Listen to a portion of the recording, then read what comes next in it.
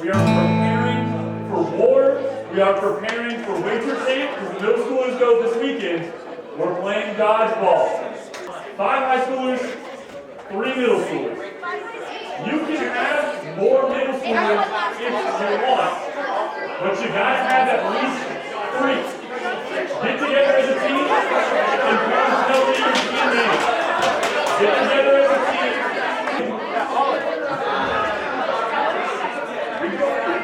Go! You gotta take it back. Wait.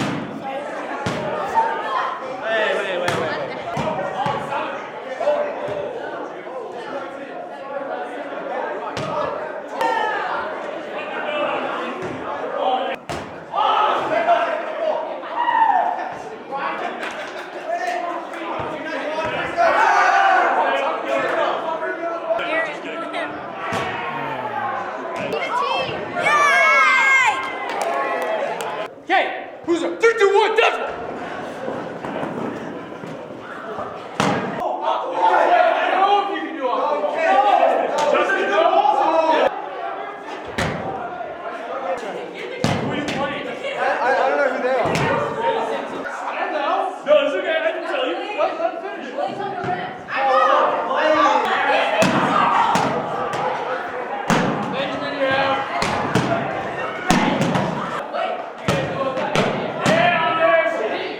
Ready, go!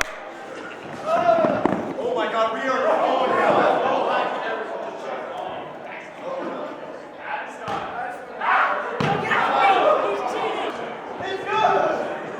Let it, brother.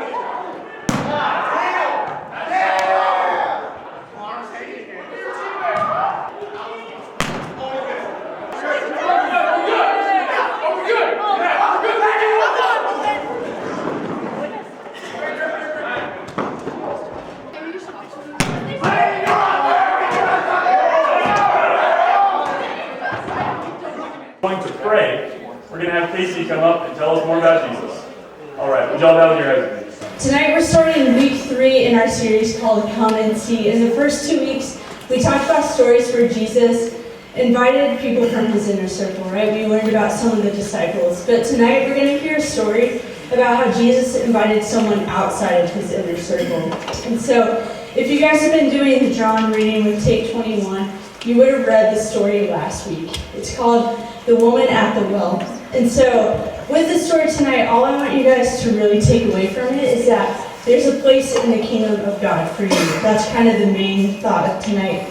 But when I started thinking about having a place, I've also thought about the times I didn't have a place somewhere. You know, whether it's with friend groups, whether it could even be family members, whether it's at school, there's a lot of different times you can feel kind of on the outs, right? And so I was trying to think of a story to tell you guys. Instead of telling you like a really sad story, like, whoa, this time was the worst in my life, I want to share kind of a more silly story, but one that I think you guys will understand. When I spent a summer in Kenya in college, and I worked at this preschool, and so I had like little 4 to 5-year-olds, and they're these tiny little guys. And so every day they would go up to the board, and they would have to read these letters. So it'd be like A, B, but like they had to make the sounds, right? And anytime, I'm not kidding, it was like a little 4-year-old. If they messed up, guys, they got brought to the front of the classroom, and all the other classmates would be like, shame, shame. And I'd be like, oh my gosh, this poor little 4-year-old, like, they just couldn't read something. But like the whole class, because they had like an honor shame, this kid got shamed in front of everyone. So, easy to say that kid was on the outs, right? They did one wrong thing, and they felt the pain, they felt the shame, and the guilt for not being right. And no matter if we want to admit it or not, we've probably all felt on the outs at some point, right? Maybe it was a short season, but maybe it was a really long season where you just didn't feel like you were on the end. And so as we tell this story tonight, I want you guys to think about that. Think about the times you felt on the outs, because this is where we find the woman at the well. And so Jesus is with his disciples, they're walking, and he has to go from point A to point B. And the easiest way to get there is through Samaria, which, if you know anything about like Jesus' culture, he's a Jew, and the Jews and Samaritans do not get along. They're very much enemies. But this is the way Jesus chooses to go. And so we find him on his walk. And we're going to start in John 4:6. And it says, Jacob's well was there, and Jesus, tired as he was from the journey, sat down by the well. It was about noon. When a Samaritan woman came to draw water, Jesus said to her, "Will you give me a drink?" His disciples had gone into the town to buy food. The Samaritan woman said to him, "You're a Jew, and I'm a Samaritan woman. How can you ask me for a drink?"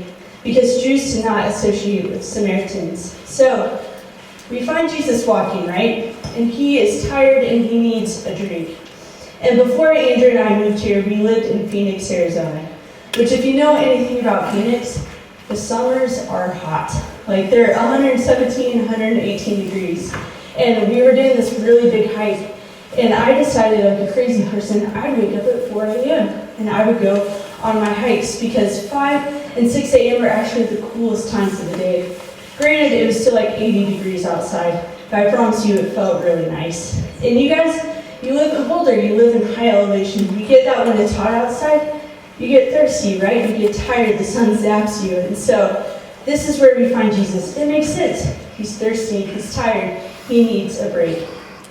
But it doesn't make sense for the woman to be at the well, because in her culture, you wouldn't go at the hottest time of the day. You would go in the morning. You would probably go with a group of women as well, but it's just her by herself. And so there's probably 2 reasons why she's by herself. Either she doesn't want to go with the group, or B, the group doesn't want to go with her. So either way, we can see in the story, the Samaritan woman is very much on the outs, right? But she also, not just with her own people, she feels with Jesus that she's on the outs, and she gives him 2 reasons. The first is she says, "I'm a Samaritan, you're a Jew, we don't interact." And part of that's because Samaritans were of Jewish lineage, but they had intermarried with these really wicked people. So the Jews kind of put them at arm's length. Secondly, they built their own temple in Samaria, where the Jewish people, they had their temple in Jerusalem, and they said, "This is where we worship." And the Samaritans said, "We're actually going to worship over here." And so because of these 2 people group kept each other away.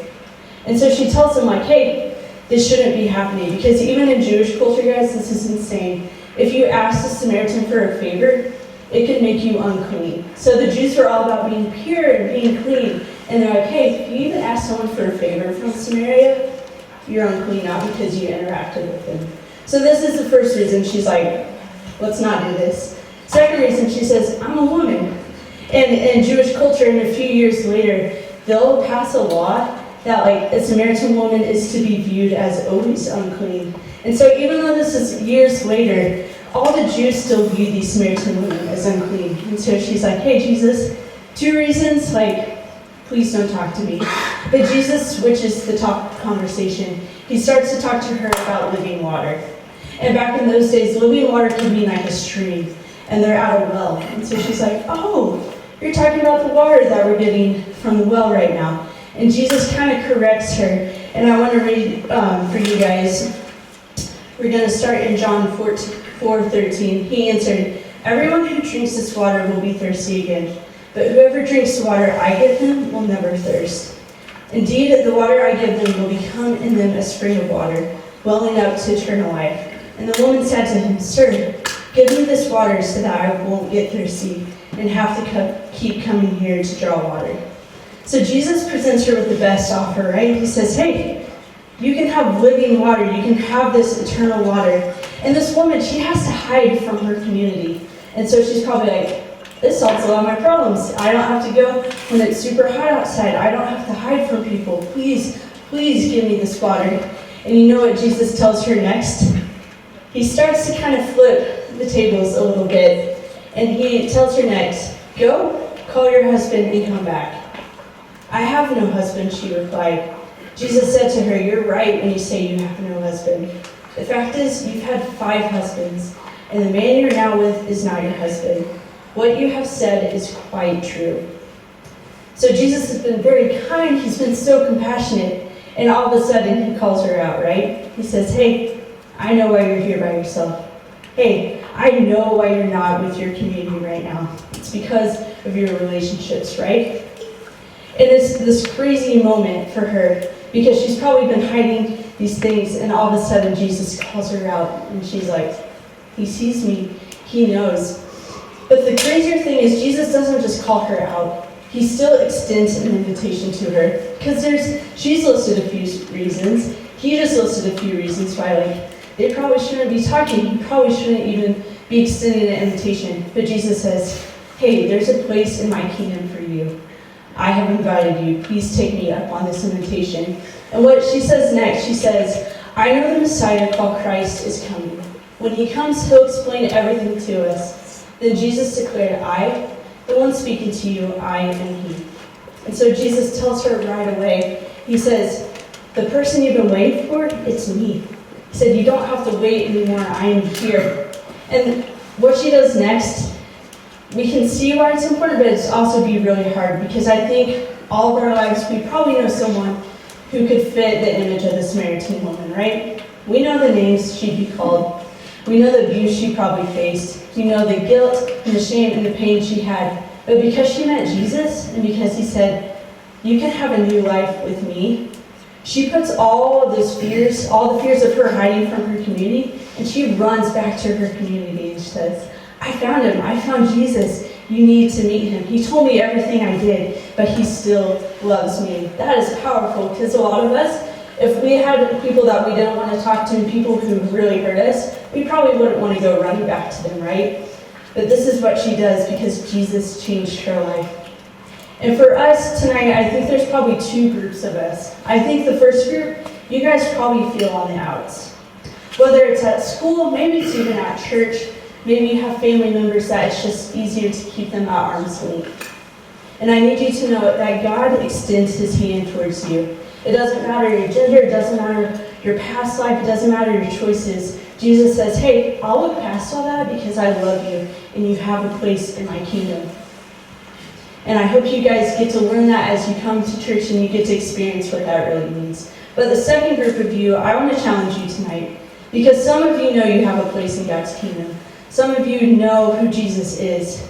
But there's Samaritan women in your life. Maybe it's not just a girl, it could be a boy, but we know the people who are on the outs in our community, right? We know the people who Jesus doesn't just say, like, hey, kingdom's for you. He says, it's for everyone. And I want to challenge you guys to take that step like Jesus. It would have been easier for him not to talk to this woman. Even when his disciples come back, they literally call him out and they're like, dude, what are you doing? Like, this shouldn't be happening. And Jesus is like, no, this is what God calls me to do. And this is what God calls me to do. I remember in high school, there was this girl no one wanted to talk to. We all kept her at arm's length.